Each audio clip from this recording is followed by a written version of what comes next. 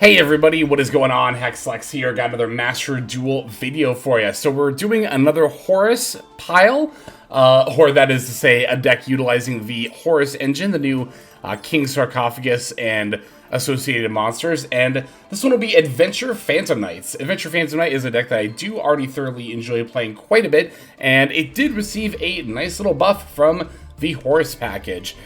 We are up to 45 cards, wanting to fit in not only the other Horus cards we were already playing in Tier Limit, but as you can see, I actually have a little bit more here in this deck than we had in Tier Limit.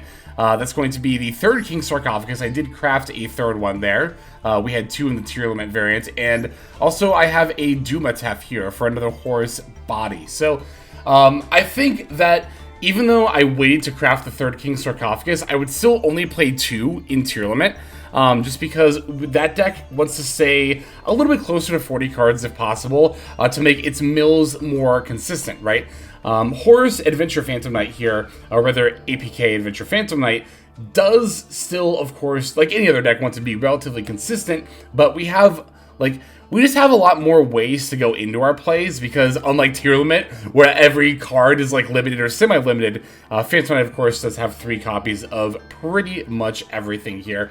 The Adventure package, of course, got a recent lift on some of its restrictions earlier this year as well, with Water Enchanters going back up to 2. So that is also, of course, very, very nice. Yeah, so we did take out the DPE package. We're not on Destiny Heroes. You could, in theory, play those in addition to the Horus cards, but I honestly felt like it was just too much. Honestly, more from an extra deck perspective than a main deck perspective. Even here in the extra deck, I really would like to be playing a Salamangreat Almirage. I could see a world where I drop like maybe number 90, I don't know, maybe Nightmare Unicorn for that. I could maybe see Dark, but I think that one's probably just too valuable.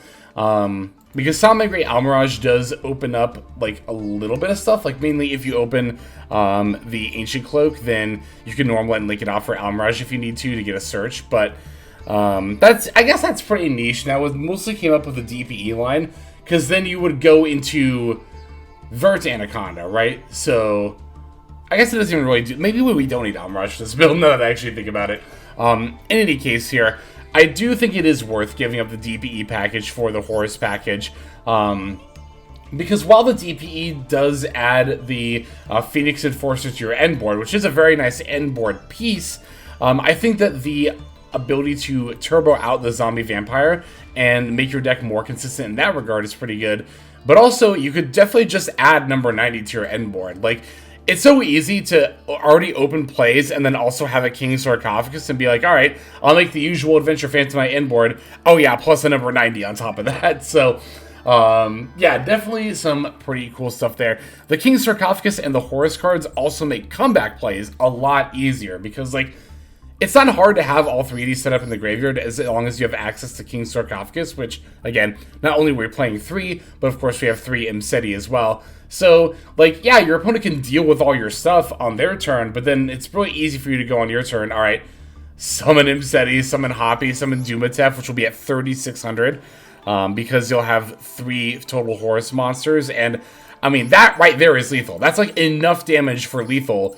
Right there, I believe that's 9,000 total damage if all 3 of these are on the field. So, yeah, it really, like I said, it makes coming back with this deck not terribly difficult at all, which is pretty cool. It's another great advantage of the Horus stuff. So for the extra deck, we are, like I said, of course, playing the Rank Gates to accommodate that engine. And who else but SP Little Knight has also made her way into this deck. However, you will notice that I am also still playing Nightmare Unicorn. That is because I want to use the Nightmare Unicorn to go into access code and make it at 5,300. And I mentioned this before, but I have had people ask me, like, okay, now that SP Little Knight is out, right, does that mean I dismantle my Nightmare Unicorn? And the answer is absolutely no. You definitely do not dismantle your Nightmare Unicorn, because there are plenty of situations in which Nightmare Unicorn is still very useful, like the role it functions here as a Link 3 monster to go into the access code. Like, not every deck is able to play Celine, right? Like, yeah, we have the Water Enchantress, but she's going to banish herself, and that's, like, our only spellcaster. So, it's not really feasible for this deck to play Celine, but we do still want a Link 3 to go into, so Nightmare Unicorn ends up being the best option. Nightmare Unicorn, of course, also useful for decks where you Fiend Lock. That could be, there's actually 3 major ones right now. Labyrinth, I think Fiend Locks, but more notably Unchained, as well as, why can't I think of the last one? It's a really big deck that's out right now. That Fiend Locks, or it's not really big, but it's Life Twin. Life Twin also Fiend Locks. So, yeah, there are a number of meta-relevant decks that Fiend Lock, and of course, like I said, sometimes you just want to link 3 to go into access code. So, long story short, don't dismantle Nightmare Unicorn. Like, yeah, a lot of the time SP Little Knight is just better, but Nightmare Unicorn also has a lot of roles that it can potentially play as well, so. Alright, what else is going on with the list here? We are still on the Speedword package, the Terratops and the Toktom Borg. It just makes going into the Cherubini so much easier. And it's also a very easy way to add a lot of oomph to your end board, right? It is part of the reason why our deck is at 45 cards. Not just, of course, to make room for the Speedword cards themselves, but also Toktom Borg is a card we very much don't want to draw. So we have a lot of cards we don't want to draw, actually. With the Speedword package, there's Toktom Borg, the Adventure package, like pretty much any of the spells. We don't mind opening, like, right, but the rest of the spell, like, they're all searchable. So we don't need to open any of them to actually end on stuff, right? And then a couple of our Horus monsters, like these two, we definitely don't want to open as well. So, I mean, that's a lot of the reason why we're on 45, right? Is to make sure that we are not opening as often these kind of, I don't want to call them garnets, because, like, a garnet to me is something that's, like, super duper useless. I would call Toktom Borg a garnet, a goblin. I would be willing to call Toktom Borg a garnet. I guess, to be fair, you don't want to open these, so in that regard, these are, like, kind of garnets as well, but they're, of course, more useful than that. But another reason we're at 45 is to make room for a playset of Forbidden Droplet. This card is very, very good in this deck, where we don't have room for a lot of hand traps at all. I mean, we're literally just on Maxi and Ash Blossom, and that's it for hand traps. So in a deck where you don't have room for a lot of hand traps, I think you really need a powerful board breaker. And Droplet is good in this deck, not only for that reason, but, you know, the thing about Phantom Knight is, like, they all activate in the graveyard. Like, almost all of their effects are graveyard-oriented. So there's a lot of hands. Like, I've done this in Phantom Knight before, where you Droplet for, like, 4 and just negate your opponent's whole board, and you can still do a full combo even after sending literally your whole hand to the graveyard. It's kind of nuts, actually, how easily you can do that. So, very, very good stuff there. Yeah, I mean, otherwise, except for adding the Horus engine, which really, to be fair, is only to get more mills. I don't know. Well, I don't know about only. There's other uses, like I mentioned, but mainly there to get more mills. There's not really too much else going on with the list here, so I think that's pretty much all I have to say about it. Let's break it down card by card, and we'll see some games. We're on 3 Maxi, 3 Speedword Terratop, 1 Speedword Toktom Borg, 2 the Phantom Knights of Ancient Cloak, 3 the Phantom Knights of Silent Boots, 1 the Phantom Knights of Ragged Gloves, 3 Ash Blossom and Joyous Spring, 3 the Phantom Knights of Torn Scales, 2 Water Enchantress of the Temple, 1 Wandering Griffin Rider, 3 Imseti, Glory of Horus, 1 Dumatef, Blessing of Horus, 1 Hoppy, Guidance of Horus, 1 Foolish Burial, 1 Reinforcement of the Army, 2 Rite of Armisir, 1 Dracoback the Rideable Dragon, 1 Fateful Adventure, 3 King's Sarcophagus, 2 Called by the Grave, 3 Forbidden Droplet, 1 Phantom Knight's Wing, 1 the Phantom Knights of Shade Brigandine, and then 2 Phantom Knights Fogblade. That's going to do it for our 45 card main deck. For the extra deck, we're on 1 Levier the Sea Dragon, 1 the Phantom Knights of Breaksword, 1 Raiders Knight, 1 Arc Rebellion Xyz Dragon, 1 number 90 Galaxy Eyes Photon Lord, 1 the Zombie Vampire, 1 Divine Arsenal Awe, Zeus Sky Thunder, 1 Link Spider, 1 Cherubini Ebon Angel of the Burning Abyss, 1 IP Masquerena, 1 Dark the Dark Charmer Gloomy, 1 SP Little Knight, 1 Nightmare Unicorn, 1 the Phantom Knights of Rusty Bardish, and then finally 1 Access Code Talker. And that'll do it for our list. Let's see these duels. Alright, our first opponent is going to be playing a 60-card Paleo. Somebody's been watching Josh play. No, it's a cool deck. It's a really cool deck. I think it's neat to see people innovate with these 60-card trap decks here. So, leading with both Rhoda and Imseti. I'm going to lead with the Imseti effect, though, not the Rhoda, because I definitely want the Rhoda to resolve more. Like, Yeah, it sucks when instead he gets Ash Blossom because it's a 2-for-1, but the Rhoda is that much more valuable to me here. Gonna pitch my other droplet actually here for the Hoppy. I'm gonna lead with Zombie Vampire and see if I can't establish a little bit of my graveyard with that before committing to summoning something off, or searching for something off of the Rhoda here. So, not too much actually that we did. In fact, our mills were better for our opponent than they were for us. We milled them a transaction rollback as well as a balance of judgment. So that's really not good for us. They have a Wabaku and a Hope for Escape in here as well. Our mills were ass. We milled Takatomborg and then literally Ash Blossom Maxi Callby. So that's obviously not ideal. However, Takatomborg being level 3 is enough to get us there. I can use the reinforcement of the army to grab the Torn Scales, normal summon that, and then link off for the Cherubni. And I do have enough materials on board to pretty much go for a full combo line at this point here. Cherubni is going to send the Water Enchantress. That's why I kind of said earlier when I was like, oh, Water Enchantress went to 2, but it doesn't really matter for our combo line.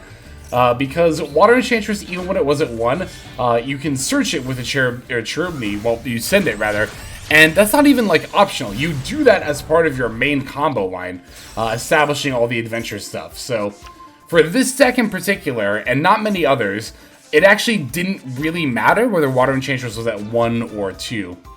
Same with Fusion Destiny. I've said that about this deck before. Like, people called this deck, or just kind of wrote this deck off as unplayable.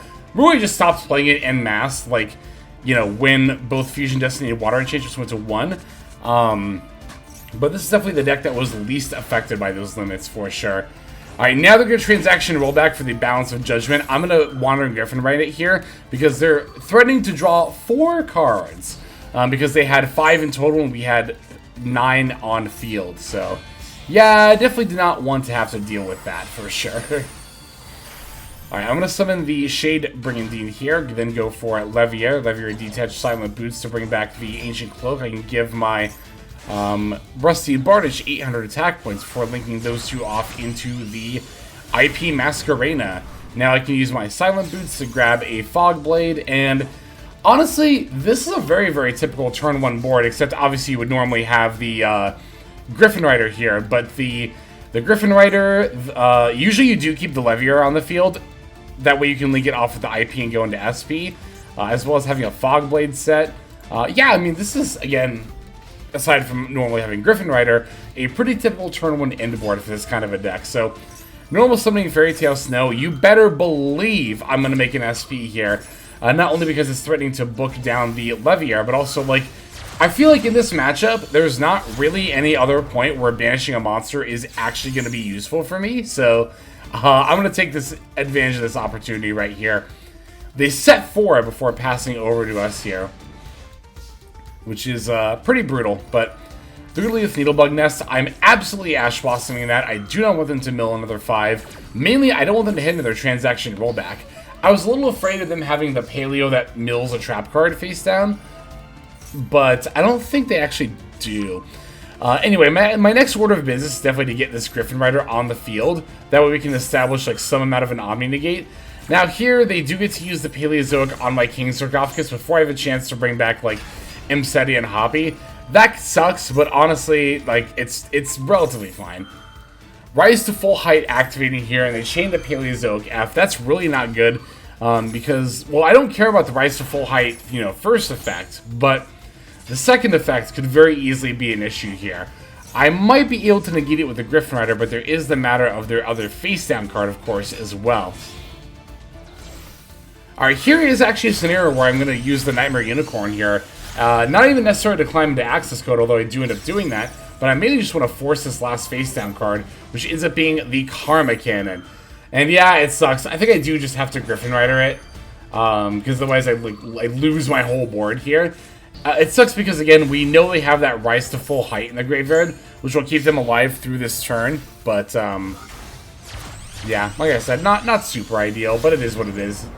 When you're facing off against a kind of deck like this, you just kind of, you gotta kind of roll with the punches, kind of play beat by beat. Like, I think a lot of people get upset by back row decks or decks with a lot of negates or disruption because it throws them off their game plan, but at a certain point, you just gotta, like, roll with the punches, right? You're like, alright, they have this. I'm going to have to press through it. Let's figure this out, you know? So, the Trap Tantalizing 2 looks like it was a very, very good top deck here.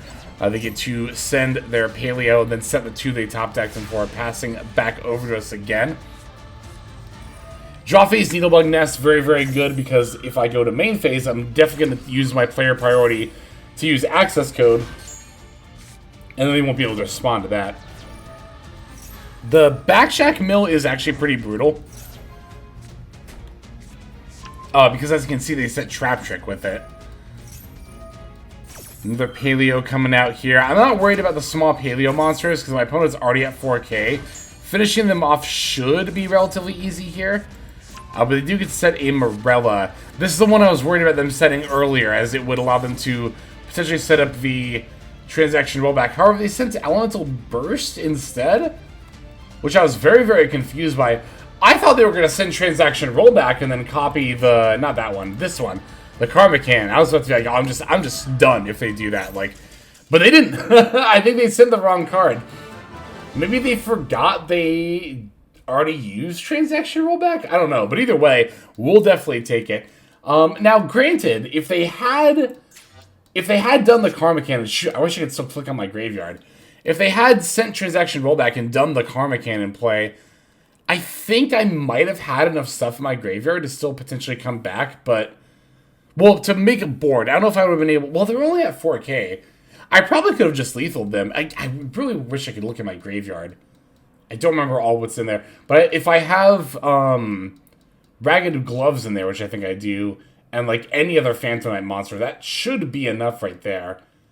Yeah, I should have Torn Scales in there too.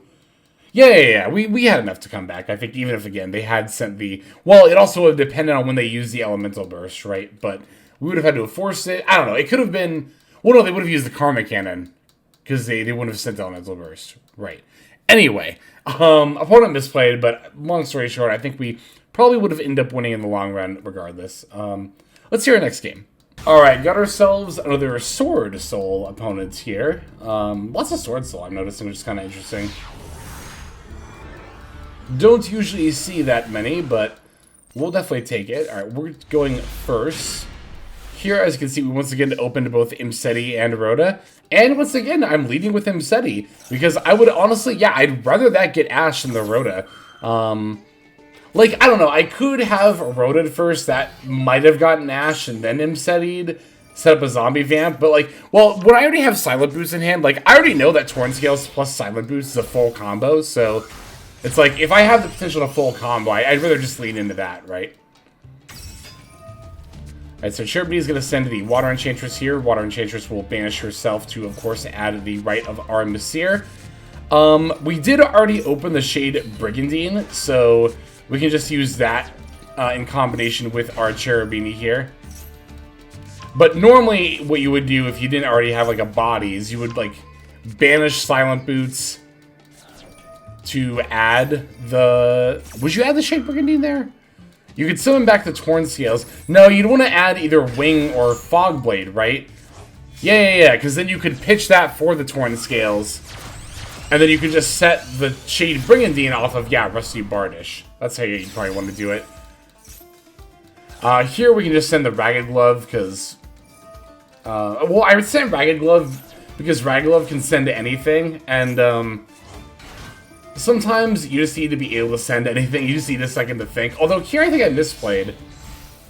I think if I'd sent... Oh, no. I don't think so, actually. I'm trying to figure out if I'd sent Ancient Cloak. But I already used Ragged Glove, so I'm going to get an extra body that way. I am missing a body here to be able to go into the SP here, right? Because, like, yeah, I can then IP and all this other stuff, but... Oh, I think it is because I opened Shade Brigandine. I think I would normally have an extra body otherwise. Well, anyway, yeah. The SP Lone Knight takes 2 effect monsters, so I can't go into IP and token into SP. Also, this can't be used as a link material, like, period, so. Alright, opponent led with a Castrate Unicorn. Interesting that Sword Soul is on this, but it kind of makes sense. So we're going to use the Fog Blade on... The first Fog Blade on that, we have 2. If I only had 1 Fog Blade set, I would not have used one of them on Unicorn. I would have waited for what I was assuming would be Snake Eye Ash to follow, but no, it is being Sword Soul plays here. As the long gun goes to activate, I will definitely use the Griffin Rider here, especially because they pitched Taya. Because even if they end up normal summoning Moye, or like another Taya, or in this case Sacred Summit for Taya, I still have the other Fogblade face down, right? So, yep, there's the Fogblade. Gonna use that to negate the other Taya. And with only one card left in hand, there's probably not too much else, they can do. So they actually just end up conceding right then and there. That game could have been a little bit scary. Like, yeah, I still have the IP chilling, but again, as I explained, it doesn't actually really even do anything here. So I was kind of out of disruption at that point. But to be fair, their hand was also pretty low. I think fog blading the unicorn was the biggest gamble. Because if it was like Snake Eye, I probably would have needed both fog blades for other cards, like Snake Eye Ash and then whatever follow-up play they had. So I took a little bit of a chance, but I think it ultimately ended up paying off. If I had another monster, I wouldn't have had any problem using the Fogblade on the Unicorn, because IP into SP would have been an actual threat, or even a card in hand to go IP plus token into Nightmare Unicorn, right? But again, we got a little bit lucky there. A little bit lucky with that one. We do still have a couple more games to see. Let us go into the next duel. Alright, so this one will be against yet another Horus deck. It's going to be Horus Zombie this time. I haven't seen this one yet, but of course it makes perfect sense, right? The Horus cards going into Zombie Vamp, to mill, and would you believe that Zombie wants their monsters, or just cards in general, in the graveyard? Shocking, I know. So it looks like they're going to leave the field spell for the Imseti, and then they will put back, of course, one of their cards, Imseti F, to send itself, and the Necroworld Banshee. I am going to use the Ash Blossom here on the Imseti, but they do still have a couple of cards, as well as, again, that Necroworld Banshee.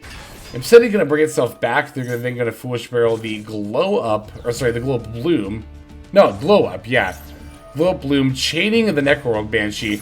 And I'm going to chain Max C here, because Glow Bloom says that it adds unless you control Zombie World, then it summons. Oh, but they have Ash Blossom.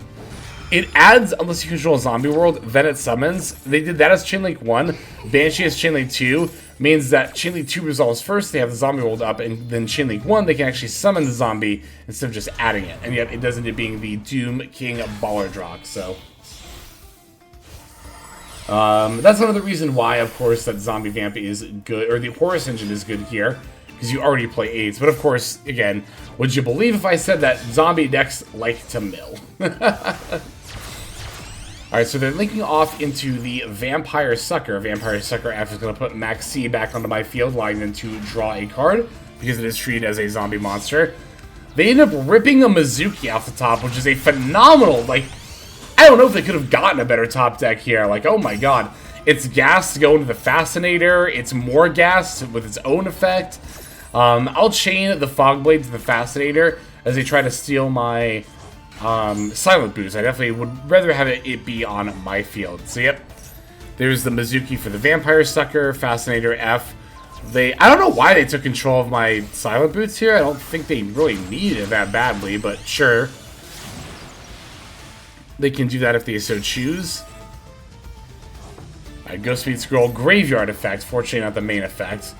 That does let them put back Mizuki, though, and get another summon for Vampire Sucker, which will proc the Yuki-Onna. Not that it really matters that Max C goes to 0 attack. Alright, going into my turn. I know, yep, during standby phase, they get back the Baller Drock. This hand's actually looking pretty sweet. We got the Torn Scales and the Droplet here. They do get to draw off the Sucker as well. Droplet, I'm going to send the Max C and the Wandering Griffin Rider to negate Baller Drock and the Yuki-Onna, or the Yuki-Onna. And as they go to Foolish, they have another Ash Blossom! Gah! Oh, that sucks. See, here's the thing. If they had an Ash Blossom there, I could have used Foolish Burial to send the Ancient Cloak, right? And then use that to get Silent Boots. And then I could have very easily done an Arc Rebellion OTK here. But their top deck was exactly Ash Blossom for the Foolish Burial. There wasn't even any other effect that was going to be ashable in that line. So, oh my god, that's so frustrating. That's so frustrating. They have that top deck from Mizuki, too. Like, 2 back-to-back literal perfect top decks. But you know what? It happens sometimes. It's all good. It was a cool deck our opponent has, too. I don't want to knock their deck, either. Very, very cool stuff. I like zombies a lot. So, I might have to experiment with Horus Zombie myself and see what we can do there. But We do have one more game to watch. Let's go into that one and finish off here. And our final opponent is going to be on Blue Eyes of all decks, but not just any Blue Eyes deck. Yep, you might have guessed, it's another Horus deck. It's cool though, because like in the last video we saw Horus Dark Magician, and in this one we saw Horus Zombie as well as now Horus Blue Eyes. So I really like that the Horus engine is letting people experiment. It's funny because I actually haven't run into Horus Stun once yet. I've only run into people doing really cool stuff with Horus. Now, I expect my luck is going to run out at some point with that, but you know what? It's like, I can see the same thing happening with Horus that happened with Runic, right? Where the engine enables a lot of really, really cool decks, but because it happens to also enable stun, people are just going to cry and be like, ban it, ban it, ban it, ban it. I mean, there was already that one person who was like, King Sarcophagus needs to be banned. It's literally Foolish Burial 4 times per turn. Oh, that was so funny. But, yeah, I don't know. It's like obviously stun sucks to play against, but I don't even like playing against it, but I don't really see any purpose in complaining about it, honestly. Like, the deck is not so powerful that it's oppressive, and in that regard, I don't think that other engines need to suffer as a result. We've been through this spiel with Runic. Anyway, this is definitely another pretty typical turn 1 setup. This time we are going to get the IP as well as having a leftover monster to link with. I usually just leave the Levier on the field, right? Excuse me, because if Levier happens to, for whatever reason, live through the next turn, we can definitely make use of that effect again. But, yeah. IP into the SP, plus the Rusty Bardish, plus the Fogblade, plus the Griffin Rider. Does, like I said, end up being the pretty typical turn 1 end board. Now, here they have a Lava Golem, so that's definitely not going to be ideal. And I chained Maxi to the Imseti, because I knew that they were inherent summons, so better to get that online and not miss any draws.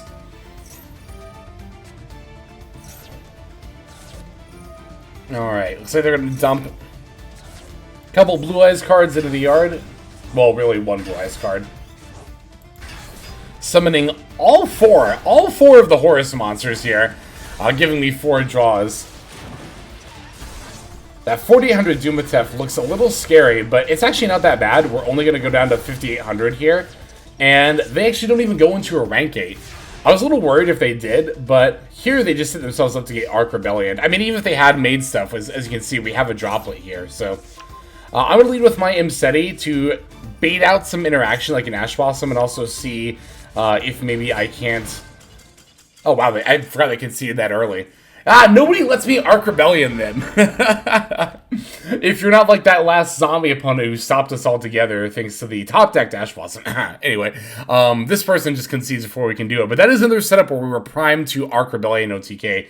For those who might not be familiar, the idea is that if you have 2 level 3 monsters, you go into Phantom Knights of Breaksword, Breaksword F to destroy itself and 1 card in the opponent's field. That brings your Phantom Knight monsters back as level 4s. Then you can go into Raider's Knight as a rank 4, use its effect to go into Arc Rebellion, which can, gain a lot of attack points very easily, and very easily OTK the opponent.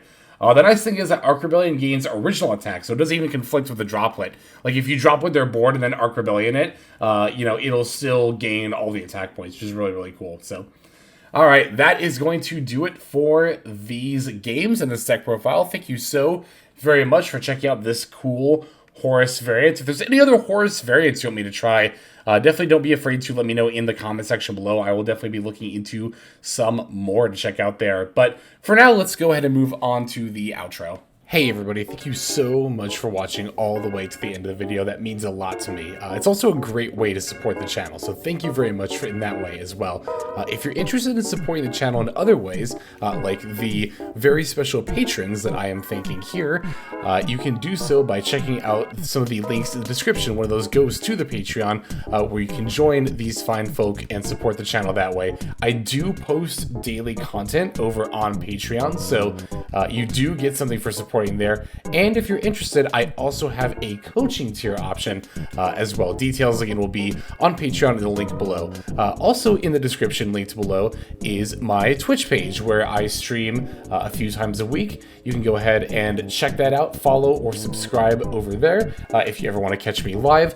You'll also find my second YouTube channel if you feel like subscribing over there to watch some of the Twitch VODs as well as some additional non-Yu-Gi-Oh related content that I make over there. Again, any of those links you want to check out is all a great way of supporting. But again, even if you don't do that, just watching was also a fantastic way to support. And once again, I have to thank you so very much. But in any case, this is Hexlex. I'm going to be signing out, and I'm hoping you have a fantastic day.